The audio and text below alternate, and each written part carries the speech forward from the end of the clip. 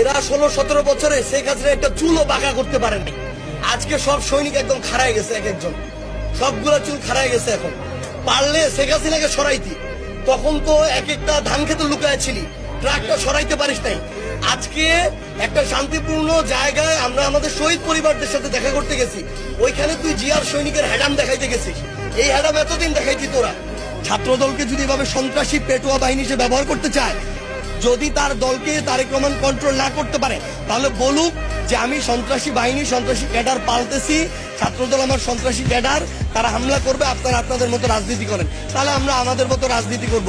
কিন্তু এইভাবে উপরে উপরে ভালোর ভান ধরে ভিতরে ভিতরে এই ধরনের ছাত্রলীগ মানে যেইভাবে বেপরোয়া ছিল, সন্ত্রাসী বাহিনী ছিল, একইভাবে ছাত্রদলকে তারেক রহমান পরিচালনা করতেছে। আপনারা দেখছেন আমাদের এক ভাই আলিফ, 18 বছর একটা ছেলে, চোখটা রড দিয়ে আঘাত করে চোখটা পর্যন্ত নষ্ট করে দিছে।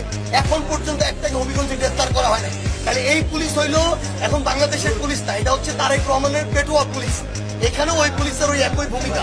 তাহলে তারেক রহমান বলুক সে আরেকটা একনায়কতন্ত্র কায়েম করবে, স্বৈরাচার কায়েম করবে এবং এখানে তার রাজত্ব কায়েম করতে চায় শেখ হাসিনার মতো।